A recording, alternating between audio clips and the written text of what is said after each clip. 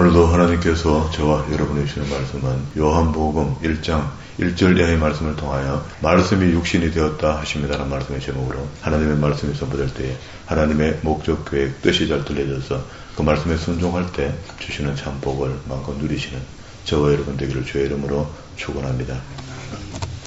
지난 시간까지 우리는 마태, 마가, 누가복음을 특선자료 중심으로 성경을 봐왔고요. 신학자들이 가르기를 앞에 세 권의 책은 공통분모가 있기 때문에 공감복음이라 이렇게 했고, 사복음서를 이야기할 때는 요한복음을 함께 넣어서 네 권을 이야기합니다. 그러면은 복음서는 복음서인데 앞에 세 권은 같은 분모가 있어서 공감복음이라.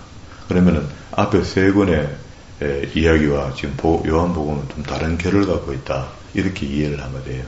그러면 이제 요한복음 속에는 공생애를 기록했던 앞에 세 사람이 기록했던 내용과 요한복음은 기록된 시기가 좀 다릅니다. 요한복음의 기록 시기는요, 주 90년경이니까 어떤 사람은 95년 이렇게 하기도 하거든요. 그러면 예수님 승천하시고 난 뒤에 한 60년 가까이 흘렀을 때 이 책이 필요성을 느끼고 기록한 거거든요. 그러면 이제 앞에 공간복음을 기록하는 것은 예수님의 공생의 이적과 기적들을 중심으로 기록을 해서 많은 사람들이 읽게 되었고, 근데 읽게 되는 중에 요한이 마지막까지 살았으니까 요한계시록까지 다 쓰고 생을 마감하잖아요. 그렇게 되기까지 요한이 궁극이 보니 모든 책들을 다 봤잖아요. 서신서들도 다 봤고, 보니까 이거 왜 기록을 안 남겼을까 하는 궁금증이 생긴 게 영적인 부분들입니다. A고 A미, 나는 무엇이다, 이렇게 나는 길이요 진리요 생명이요 하는 이런 것들은 사람은 할 수 없는 거거든요.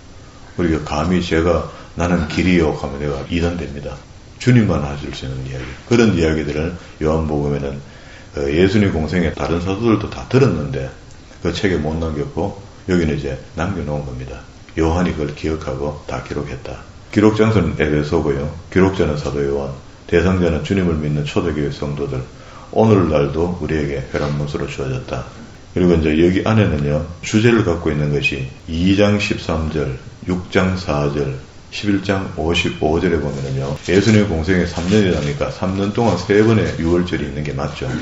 그러니까 3년 전체를 다 기록한 것이 2장 13절, 6장 4절, 11장 55절에 3회를 기록해서 예수님의 공생의 3년을 전가합니다. 또 요한은 도마의 고백을 통해서 그리스도가 나의 하나님이신 것을 나타내면서 그리스도의 신성과 인성을 분명하게 나타내고 설명하는 책이 요한복음인데, 이걸 제가 이름을 붙이기를 영서다, 영서. 영적인 자료들이 성경에 많이 없거든요. 없는데 마태복음 14장에 보면은 14장 16장에 걸쳐서 빌립이 질문을 할 때 예수님께서 보혜사 성령에 대해서 이야기하는데, 그때는 보혜사 성령이 오시기도 전입니다. 오시는 것은 사도행전 2장 마가의 다락방에서 공식적으로 오시는 걸로 되어 있잖아요.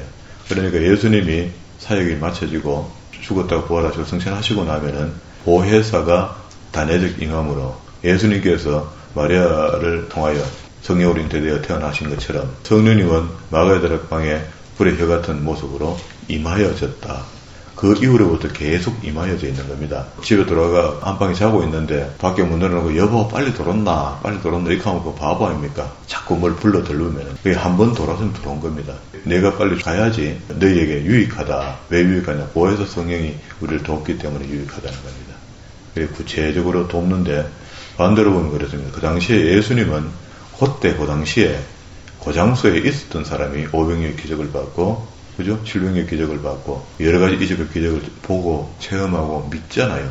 믿는데 지금 어떻습니까? 주님이 우리하고 함께 하시는 건 믿지만은 지금은 보혜사 성령이 보이지는 않지만 우리와 동행하시면서 우리가 성경이 지혜가 모자랄 땐 지혜를 주시고 성경도 여러 거 읽게 하고 보게 하고 깨닫게 하고 삶을 주장하시고 인도하시고 때를 따라 많은 사람들을 통해서 이적의 기적을 베푸시기도 하고 온갖 일들을 우리에게 다 해주시는데, 우리가 그를 믿는 정도가 양이 이렇냐 저렇냐에 따라 갖고 이적도 있고 없고 그렇게 되는 겁니다. 그러니까 거짓 믿음으로는 절대 하나님의 성령을 움직일 수 없습니다. 우리 그 성도들 속에 제가 어제 그런 이야기 했잖아요. 절반으로 보자 해도 5처녀 그렇게 그 절반으로 보자 해도 교회 안에서 절반이니까 확률이 그냥 낮습니다. 그리고 이제 다른 책들을 이제 보면은 딱 그날 저녁에 5 갈라졌으면 참 좋겠는데, 그 앞에 가면 염소의 짓을 하고 가라지 짓을 하는 사람들이 계속 나온다고. 자, 그래서 앞에 말머리에다가 제목을 하나 단다면은 말씀이 육신이 되심을 이야기하는 겁니다. 이 말씀이 육신이 되었다는 것은 태초에 하나님께서 말씀으로 세상을 창조하셨죠.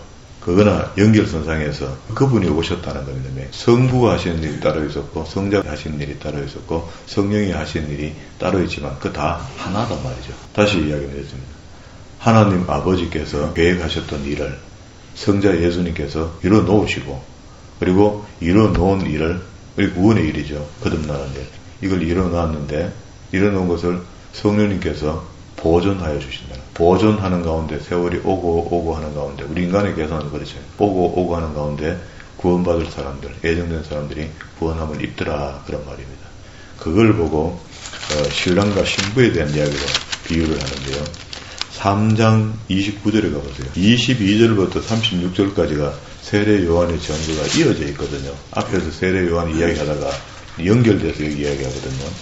29절에 보면 신부를 취하는 자는 신랑이나 서서 신랑의 음성을 듣는 친구가 크게 기뻐하나니 나는 이로 기쁨으로 충만하였노라 하면서 세례 요한이 자기 감동을 설명하는데 신부를 취하는 자는 신랑이다 말이야. 우리가 신부가 되어 있어야 됩니다. 영적인 물론 신부입니다. 영적인 신부인데 우리가 성비로 본다고 하면 신부가 될 수가 없잖아요. 남자가 먼저 신부가 됩니까?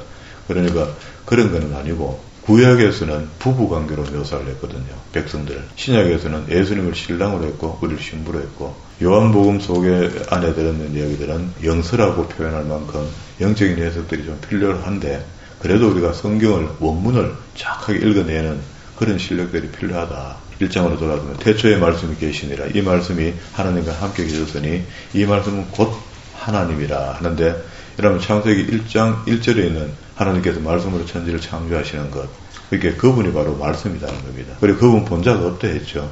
빛으로만 보여주셨는데 모세가 정확하게 여러 번 하나님을 만난 것 같은데 그것도 역시 빛으로 만났고 그가 태초에 하나님과 함께 계셨고 만물이 그런 말미암아 지은 바 되었으니 지은 것이 하나도 그가 없이 된 것이 없느니라. 하나님을 이야기하는 겁니다. 빛이시기도 하고 그 안에 생명이 있으니 이 생명은 사람들의 빛이라. 그렇게 사람들의 빛이라고 이야기하는 것은 요한복음 15장 7절에 우리가 찾아봤죠. 그 뒤에 한번 봅시다. 영적인 이야기들을 하는데 우리는 그냥 포도나무 비유 이래갖고 우리가 주님 옆에 바짝 붙어있어야지 안 떨어진다 하는 그런 개념의 설교를 우리가 듣기도 하죠. 그런데 여기는 지금 보세요. 나는 참 포도나무요 내 아버지는 농부라. 물론 내게 붙어있어 열매를 맺지 않은 가지는 아버지께서 그를 자른단 말이죠. 그럼 다시 말하면 천국 못 오게 하는데 무슨 이유로 못 오게 하는가.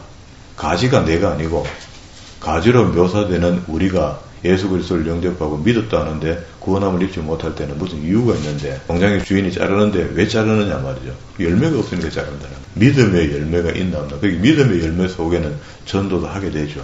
포괄적으로 보면은요. 그게 일적용은 내가 예수 그리스도의 나무라는 둥치에 붙어있는 가지고 그 가지가 진짜면 의의 열매를 맺게 되어 있다는 거죠. 그래서 너가 내 속에 내가 속에 이걸 잘 이해해야 됩니다. 3절 너는 내가 알려준 말로 이미 깨끗해졌으니 우리가 믿음으로 다 거룩하게 된 거죠. 내 안에 거하라. 나도 너희 안에 거하리라. 가지가 나무에 붙어 있지 아니하면 스스로 열매를 맺을 수 없는 것 같이 거듭남의 효력이 없단 말이죠. 거듭났다는 사람은 주님과 함께 동행하게 돼 있고 같은 생각과 같은 뜻을 따른단 말이죠. 너희도 내 안에 있지 아니하면 그러다. 그러면 이제 나는 포도나무에 너는 가지라. 그가 내 안에 내가 그 안에 거하면 사람이 열매를 많이 맺나니 나를 떠나서는 너희가 아무것도 할 수 없느니라. 사람이 내 안에 거하지 아니하면 가지처럼 밖에 버리워져서 잘려서 밖으로 나가는데 우리가 한번 믿었다고 온전한 게 아닙니다. 자꾸 이런 것도 역시 잘라가 내빈다 하잖아요. 우리가 한번 믿어갖고 거듭난 것처럼 되었다가 나중에 자기 삶을 들여다보니까 거듭 안 난 사람 행동 잡고 해요. 그럼 거듭 안 난 겁니다. 그거. 우리가 모르고 한 것은 회개하고 용서를 받을 수 있지만 뻔히 배운 거 있고 알고 다 알면서도 우리가 하나님 말씀을 안 산다 하는 건 문제가 있는 거잖아요. 그래서 이게 너희 안에 내가 7절에 너희가 내 안에 거하고 내 말이 이 하나님의 말씀이거든요. 지금 우리 1장 1절에 볼 때 하나님의 말씀이시고 예수님도 오셔서 진리라 했잖아요. 그래서 이제 예수님은 포도나무고 우리는 가지인데 이 표현이 결국은 하나님의 말씀이 진리라는 말씀으로 우리 속에 거하면 이런 말입니다. 이제 그하면 무엇이든지 원하는 대로 구하라. 그리하면 이루리라 했는데, 그러면 우리가 이게 정확하지 않는 사람이 자꾸 기도하면 헛기도가 된다고. 이게 정확하면은요, 벌써 이미 성령께서 구할 바를 아시고 우리에게 구하게 하시는 기도, 그리고 우리가 삶을 인도받고 어느 곳으로 가도록 안전한 길로 가게 되겠죠. 그런데 우리가 터덕거리기 시작하면은요, 내 속에 이제 가룟 유다를 보세요. 베드로를 한번 보라고. 예수님 공생애 때. 그러니까 예수님 직접 대놓고 이야기해도 베드로한테 사탄아 물러가라 이렇게 하죠. 그 제자한테 왜 그런 소리 하겠습니까? 그 속에 뭐가 다른 게 들어온 겁니다. 여기 오늘 빛으로 계신 주님의 진리가 우리 속에 들어오는 것처럼 마귀도 들어온단 말이에요. 그 정도는 된다고요. 그럼 우리한테 계속 그 믿음에 흔들림이 생긴다. 이 굳건한 믿음이라는 게 우리가 애쓰고 힘쓸 일입니다. 그렇게 이미 구원받았기 때문에 성경도 봐야 되고 신앙생활을 바로바로 해야 되는 거죠. 예배, 말씀, 이걸 매일일이 살아야 되나? 그 시험 드는 거 아닙니까? 우리는 하나님을 떠나서 살 수 없는 존재로 지어졌고, 그리고 이 땅에 잠시 잠깐 있는 동안에 소풍 왔다가 나중에 소풍이 마쳐지면은 본향으로 돌아가야 되는 그런 사람이거든요. 그래서 이 땅에 있던 동안에 마귀는 충분히 우리를 시험하고 연단 주고 어렵게 해서 낙오되도록 만들려 하는 겁니다. 그래서 하나님의 진리가 내 속에 비친다는 것을 오늘 여기에 설명합니다. 다시 1장 4절로 돌아왔습니다. 그 안에 생명이 있으니 이 생명은 사람들의 빛이라. 빛이 어둠의 빛이 돼 어둠이 깨닫지 못한다. 그렇게 믿을 만한 사람은 다 믿게 되지만 믿지 못하는 사람은 못 믿는다는 겁니다. 왜? 빛이 와도 빛을 모르니까. 그리고 자기가 또 이미 어둠에 있으니까, 어둠의 자녀가 되어 있으니까 안 되는, 우리는 빛의 자녀가 되었으니까 다르다는 거죠.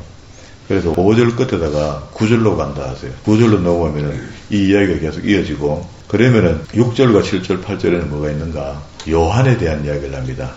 지금 이미 요한이 먼저 와 있거든요. 요한이 그래도 6개월 일찍 태어났고, 그죠? 6절과 8절의 이야기는 하나님께로부터 보내심을 받은 사람이 있는데, 그의 이름은 요한이라, 이 세례 요한을 이야기합니다. 그러면 이 이야기를 잠시 하는 것은 예수님 앞서 온 사람이 있는데, 그 예수님 공생이 시작되기 전에 이미 세례요한이 활동하고 있기 때문에 이걸 증명해 줘야 되거든요. 그가 증언하러 왔으니 곧 누구를? 빛, 진리, 예수님에 대하여 증언하고 모든 사람이 자기로 말미암아 믿게 하려 함이라. 그러니까 세례 요한이 엘리야라고 하는 말라기의 마지막 선지자로 올 것이다라고 예언됐고, 그 예언된 대로 오셨고, 그가 하는 일은 예수님의 첩경을 여는 일이다. 8절에 그는 이 빛이 아니요 이 빛에 대하여 증언하러 온 자죠. 세례 요한이 능력이 많이 나타나거든요. 나타나도 그가 주가 될 수 없다는 겁니다. 8절 끝에다가 19절로 간다. 그러면 세례 요한을 소개하고 세례 요한의 이야기가 이어지는데, 그러면 19절 보면 유대인들이 예루살렘에서 제사장들과 레위들을 요한에게 보내어 내가 누구냐? 유대인들은 지금 헷갈리는 겁니다. 말씀은 기록은 되어 내려오고 있고 구약에. 그래서 세례 요한이 자신을 증거하고, 자신을 증거하는 가운데 자동적으로 예수 그리스도가 어떤 분이라는 것을 소개하게 됩니다. 그래서 첩경을 연다는 거라. 우리는 이제 말씀이 육신이 되어 오신 그분을 다시 계속 설명합니다. 9절 이해되죠? 그 건너뛰기가 이해되죠? 여기 안에 삽입구가 있는 겁니다. 참빛 곧 세상에 와서 각 사람에게 비추는 빛이 있나니. 10절 그가 세상에 계셨으니 세상은 그로 말미암아 지은 바 되었으되 세상이 그를 알지 못하였고 자기 땅에 오매 자기 백성이 영접지 아니하였으니. 공생에 내 홀대 받았죠. 그리고 또 부활했다가도 거짓말을 하고, 영접하는 자 곧 그 이름을 믿는 자들에게는 하나님의 자녀가 되는 권세를 주셨으니 이는 혈통으로나 육정으로나 사람의 뜻으로 나지 아니하고 오직 하나님께로부터 난 자다 하는데, 하나님께로 난 자다 하는 말이 거듭났다, 이 말을 지금 하는 거죠. 14절 보세요. 말씀이 육신이 되어 우리 가운데 거한다 하죠. 깃든다, 거한다 이런 말이거든요. 말씀이 우리한테 거한다는 것은 아까 요한복음 15장 7절에 있는 말씀이 너가 내 속에 내가 너 속에 설명하는데, 그러니까 우리 속에 들어오시는 분이 뿌연 연기 같은 게 들어온 게 아니고 어떻게 진리의 빛이 우리에게 들어왔는데, 그걸 나중에 알고 보니 그게 성령님이라는 겁니다. 그죠? 예수님의 말씀이 곧 진리잖아. 그 진리를 믿는 것이 길이요 진리요 이렇게 나오니까 생명이고, 그죠? 그러면 여기 거하심에 하는 요게 원어가요, 헬라어가 스케노인데, 이 직역하면 이렇습니다. 장막을 친다는 거예요. 스케노, 그 깃든다. 누가? 진리가 우리 속에 깃든다. 다시 이야기하면 성령님 우리한테 내주하신다. 그래서 우리 마음의 성전이 되는 겁니다. 그렇죠? 우리 마음의 성전이라는 것이 주의 성신께서 우리에게 임하시는 것도 맞고 지혜 진리의 빛이 우리에게 더하는 것도 맞고, 그죠? 그렇게 되니까 그가 계신 곳이 깃들게 된다는 말인데, 깃든다는 말이 장막을 치다는 뜻이다 말이에요. 원래 원어가 스케노, 거듭난 자들에게 나타나는 현상이다. 이 말씀이 육신이 되어 그 가운데 계심에 우리가 그의 영광을 보니 하나님 아버지의 독생자의 영광이요 은혜와 진리가 충만하더라. 그리고 17절로 넘어갔습니다. 율법은 모세로 말미암아 주어진 것이요 은혜와 진리는 예수 그리스도로 말미암아 온 것이라. 그러면 율법은 모세로 말미암아 준 것이니까 필요 없습니까?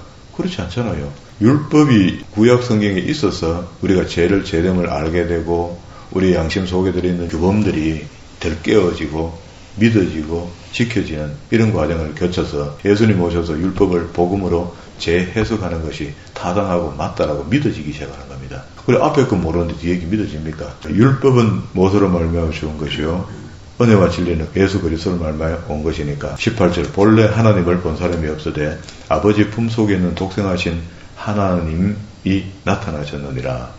그러게 나를 본 자는 하늘을 본 자라 이렇게 했으니까, 그리고 이제 여기까지가 이제 말씀이 육신이 되어 오신 그리스도를 지금 설명하고 그분이 바로 하나님이시다는 것을 역설적으로 이야기를 하고 있습니다. 그리고 그분이 우리에게 보혜사 성령을 보내주신다는 것을 마태복음에서 이야기했는데, 이 지금 이야기를 읽어보시니 생명의 빛이라고 참빛이라 하고 하는 이런 말을 들으면 이게 그구나 하고 말로 설명이 안 되는데도 믿어지기 시작하잖아요. 우리 속에 내주하고 계시고 그 진리의 빛이 우리에게 비춰지니까 우리가 악에서 떠난 사람이 되고 타협하지 않고 그렇게 산다는 겁니다. 남을 미워하는 마음이 자꾸 내가 돌발적으로 생긴다는 것은 마귀의 간섭이 크다는 거예요. 자꾸 그 간섭하니까 못난 생각을 하는 거죠. 예수님 공생에 이야기한 거 있죠. 마태복음 6장, 7장에 있는 이야기들이 이론과 실천이잖아요. 자, 그리고 이제 19절로 왔으니까, 아까 19절은 세례 요한의 증거 이야기인데, 1장 6절과 8절에 있는 이야기 끝에, 8절 끝에다가 19절로 간다 하고, 여기 이야기를 넘어온 겁니다. 유대인들이 예루살렘에서 제사장들과 레위들을 요한에게 보내어, 내가 누구냐 물을 때에 요한이 정언이 이러하니라. 20절. 요한이 드러내고 말하고 숨기지 아니하니, 드러내야 하는 말이 나는 그리스도가 아니라 이렇게 정확하게 이야기한다. 21절에 또 묻되 그러면 누구냐? 내가 엘리야냐? 이르되 아니라. 묻되 또한 선지자가 아니다. 또 말하되 누구냐? 우리를 보낸 이들에게 대답하게 하라. 너는 내게 대하여 무엇이라 하느냐? 네 스스로 뭐라고 이야기할래? 이르되 나는 선지자 이사야 말과 같이 주의 길을 곧게 하고 광야에도 외치는 자의 소리로라 하니, 이걸 갖다가 은유와 비유한 거죠. 그렇다 하는 것도 아니야. 그러면 이제 말라기 끝에 엘리야가 올 것이다 했는데 그 엘리야가 우리는 이제 공식적으로 받을 때 마지막 선지자 격이 되는 겁니다. 그래서 본인이 선지자도 아니라 이것도. 그들은 바리새인들이 보낸 자라. 또 물어 이르되 내가 만일 그리스도가 아니요 엘리야도 아니고 또 선지자도 아닐진데 어찌하여 세례를 베풀고 있느냐. 요한이 대답합니다. 나는 물로 세례를 베풀거니와 너희 가운데 너희가 알지 못하는 한 사람이 섰으니 무리들 속에 질문하러 온 사람 속에 곧 내 뒤에 오시는 그이라. 나는 그의 신발의 끈도 풀기에 감당하지 못하겠노라 하더라. 차이가 이만큼 난다는 겁니다. 이 일은 요한이 세례를 베풀던 곳 요단강 건너편 베다니에서 일어난 일이라. 29절에 이튿날 요한이 예수께서 자기에게 나오심을 보고 그날은 이제 물러갔고 그 다음날 또 베개세를 베풀고 있는데 예수님이 진짜 오신 거야. 오심을 보고 이르되 보라 세상 죄를 지고 가는 어린 양이라다 하고 자기가 말하고 싶어 말하는 거 아닌 것 같아요. 세례요한이 입을 주정하신 성령께서 고백하게 만든 거죠. 예수님 오시는 모습을 보고 세상 죄를 지고 가는 어린 양이라다. 그게 그가 우리의 세상 죄를 다 지고 십자가에 못 박혀 죽을 때 우리의 죄가 다 소멸됐다 말씀하십니다. 그러면 그게 원죄가 소멸되고 자범죄가 거기까지 치한대. 그래서 예수 그리스도를 영접하는 자는 그날까지 치었던 자범죄가 다 회개를 통하여 없어지죠. 소멸되죠. 소멸되는데 그와 함께 성령이 우리에게 임하시고 그리고 난 뒤에는 우리 다시 죄를 지어도 괜찮다는 것은 잘못된 거고 죄를 다시 짓고 안 살아야 되는데 그렇게 살면서 성령의 도우심을 받고 건강한 삶을 살 수 있도록 되어 있는데 만약에 죄를 짓게 되면 또 예수 그리스도의 이름으로 하나님께 나아가서 회개해야 되는 게 맞는데 이걸 이제 구원파는 온 세상 죄를 다 지고 갔으니까 우리가 앞으로 지을 죄까지 포함되었다는 겁니다. 그만큼 능력이 있죠. 그만큼 권세 있는 피 맞죠. 맞지만은 앞으로 지을 죄는 이제 네가 그때까지 거듭날 때까지 회개했으니까 다음에 짓는 죄에 대해서는 매일같이 회개하는 사람을 살아라고 요한계시록 끝에 가면 또 이야기한다고. 그러면 앞에 있는 이야기만 갖고 해서는 안 되거든요. 그래서 그 이단이라는 겁니다. 30절 내가 전에 말하기를 내 뒤에 오는 사람이 있는데 나보다 앞선 것은 그가 나보다 먼저 계심이라 한 것이 이 사람을 가리킴이라. 이게 물리적으로 먼저 온 것은 자기가 먼저 6개월 먼저 왔잖아요. 그런 걸 이야기하는 게 아니다. 태초부터 계셨던 분이다. 나도 그를 알지 못하였으나 내가 와서 물로 세를 베푸는 것은 그를 이스라엘에 나타내려 함이라. 32절에 요한이 또 전가에 이르되 내가 봄에 성령이 비둘기같이 하늘로부터 이거 은유하는 거죠. 같이 이렇게 하잖아요. 내려와서 그의 위에 머물렀더라. 그게 눈으로 보이는 겁니다. 나도 그를 알지 못하였으나 나를 보내어 물로 세를 베풀라 하신 그이가 나에게 말씀하시되 성령이 내려서 누구 위에든지 머무는 것을 보거든 그가 곧 성령으로 세를 베푸는 이인 줄을 알라 하셨기에 34절에 내가 보고 그가 하나님의 아들이심을 증언하였노라 하니라. 다시 35절에 또 이튿날 요한이 자기 제자 중에 두 사람과 함께 섰다가 예수께서 그니심을 보고 말하되 보라 하나님의 어린 양이로다. 계속 이렇게 이야기합니다. 주변 사람들이 보니까 예수님이 지금 아무것도 활동을 안 하잖아. 안 하는데 세례요한은 와서 이제 그 기적을 나타내고 막 광야에 소리를 하고 막 가함 지르고 막 물 세례주고 막 회개하라 하고 난리가 났는데 예수님은 그냥 왔다리 갔다리 하는 그런 상황이야. 그 끝에다가 3장 22절로 간다. 써놓으세요. 써놓고 세례요한의 이야기 뒤에 조금 더 있으니까 이거 보고 마십시오. 그 후에 예수께서 제자들과 유대 땅으로 가서 거기 함께 유하시며 세례를 베푸신더라. 자, 23절. 요한이 또 살렘 가운데, 이게 세례 요한입니다.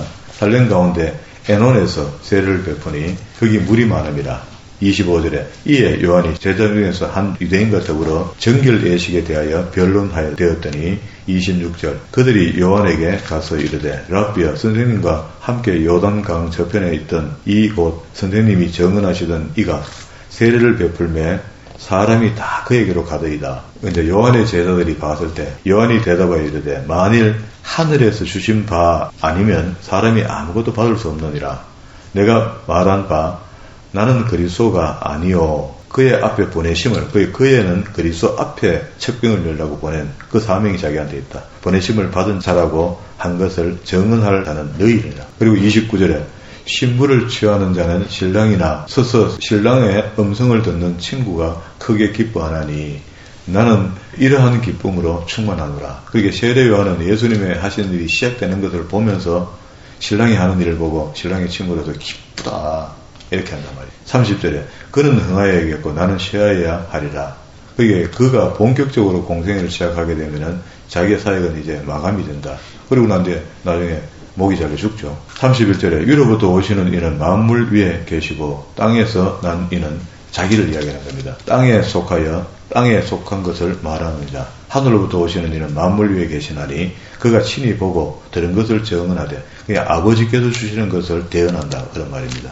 34절에 하나님이 보내신 이는 하나님의 말씀을 하나니 이는 하나님이 성령을 한량없이 주심이라. 35절 아버지께서 아들을 사랑하사 만물을 다 그의 손에 주셨으니 36절 아들을 믿는 자에게는 영생이 있고 아들 누구? 예수 그리스도 영생이 있고 아들에게 순종하지 아니하는 자는 영생을 보지 못하고 도리어 하나님의 진노가 그 위에 머무는데 이게 무슨 진노입니까? 무적행의 진노예요.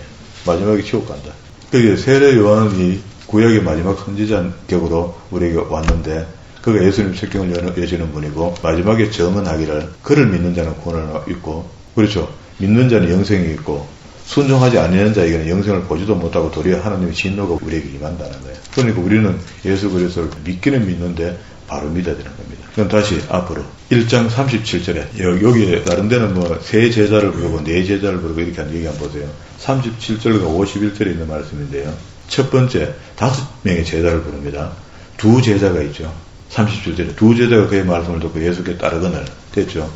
그리고 8절에 예수께서 돌이켜 그 따르는 것을 보시고 물어 이르시되 무엇을 구하느냐 이르시되 랍비여 어디 계시오니까 하니 랍비라 하는 말을 번역했는데 갈로 열고 갈로 닫고 있는데 선생이라는 말이다. 39절에 예수께서 이르시되 와서 보라. 그러므로 그들이 가서 계신 데를 보고 그날 함께 거하니 때가 한 10시쯤 됐다.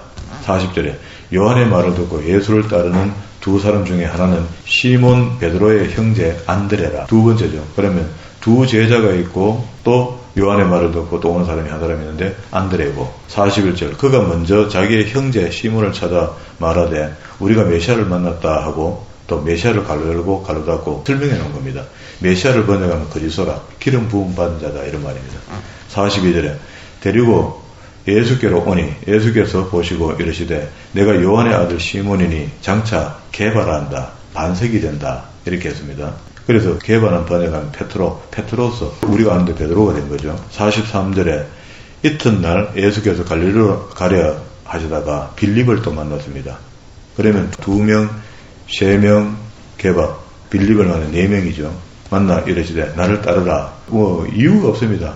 와보라 따르라 하니까 그냥 순종해 옵니다. 45절에 빌립이 나다네일을 찾아 이르되 모세의 율법에 기록하였고 여러 선지자들이 기록한 그 이가 우리가 만났으니 요셉의 아들 나사렛 예수를 안다. 그러니까 나다네일이 이르되 나사렛이 무슨 선한 것이 날 수 있느냐. 빌립이 이르되 와서 한번 봐라. 이렇게 하니까 안 올 수가 있나 궁금해서 예수께서 나다네일이 자기가 오는 것을 보시고 그를 가리켜 이르되 요 나다네일은 다른 책에는 보면은요 바둘레메라고 이름이 되어 있어요. 같은 이름입니다. 그럼 5사람을 지금 불렀거든요. 불렀는데 마지막 나다네일이 부를 때 예수 나다네일이 자기에게 오는 것을 보시고 그를 가리켜 이르되 보라 이는 참으로 이스라엘 사람이라 그 속에 간사한 것이 없도다. 이렇게 알아봤습니다. 그러면 반대로 우리 속에 간사가 있다는 거죠. 48절에 나다네일이 이르되 어떻게 나를 아시나이까. 예수께서 대답하여 이르시되 빌립이 너를 부르기 전에 내가 무화나무 아래에 있을 때에 보았노라. 나다네일이 대답하되 라비여 당신은 하나님의 아들이시오 당신은 이스라엘의 임금이로다 고백합니다. 그게 뭔가 사람이 다르죠. 예수께서 대답하여 이르시되 그게 묻습니다. 내가 너를 무화과나무 아래에 있을 때 거리로서 볼 수 없는 거리인데 봤다 하니까 그게 신통해서 믿느냐 이렇게 묻습니다. 이보다 큰 일을 더 볼 것이다 앞으로. 또 이르시되 진실로 진실로 너에게 이르노니 하늘이 열리고 하나님의 사자들이 인자 위에 오르락내리락 것을 보게 될 것이다. 그러면 더 확실히 믿음이 크지만 좋겠는데 그렇지는 않다. 그죠? 이적과 기적을 보고 우리가 말씀에 확신이 더 세워지는 것은 맞는데 기적 많이 본다고 믿음 좋아지고 그렇지는 않습니다. 그죠? 결국은 그 말은 그 말입니다. 오늘 여기까지 정리했습니다. 우리가 지금 보고 있고 공부하고 있고 마음이 이렇게 줄이 써져 있고 하나님의 말씀이 중요하다 진리의 빛이다 하고 알고 있고 믿고 있고 그렇게 배우는 것은 타당한 일입니다. 우리 시대에 무엇으로 우리를 위로하고 무엇으로 우리를 온전하게 할까? 아무것도 없습니다. 돈으로도 안 되고요. 건강하다 그것도 안 됩니다. 결국 하나님의 진리의 말씀이 내게 있으므로 우리가 떳떳한 거예요. 부유한 거예요. 그게 진리의 말씀에 속해 있다는 것은 내가 진리의 말씀 속에 붙잡힘을 받고 속해 있다는 것은 다 된 겁니다. 그거 있으면은요 하나님이 그 진리의 말씀을 통해서 우리에게 주시고 깨닫게 하시고 알게 하시고 우리가 이 땅에서 지혜롭게 살 수 있도록 또 도와주시고 하거든요. 그런데 우리는 때때로 중간중간에 마귀의 유혹을 받고 말씀으로 사는 것이 아니고 세상 방법대로 살려고 또 그쪽으로 휘떡 넘어갔다가 오고 하는 것이 헷갈림이 계속 있거든요. 이걸 회수를 나이가 들고 신앙이 성숙해지면 될수록 이런 회수를 줄여나가는 겁니다. 무덤덤해라는 이야기가 아니고 성경으로 예민하되 미혹에 넘어가지 않는 그런 사람은 하나님의 진리의 말씀이 가득 찬 사람이야. 이 말씀이 가득 차 있으면 비집고 돌을 힘이 없습니다. 마귀가. 그게 그렇게 우리의 내면을 우리의 마음의 성전에 이미 주의 말씀이 우리에게 깃들어져서 성전을 이루고 있으니까 그 성전에 진리의 빛이 가득하여 마귀가 그 속에 못 들어오도록 이렇게 애쓰고 힘써 살아가는 저와 여러분 되기를 주의 이름으로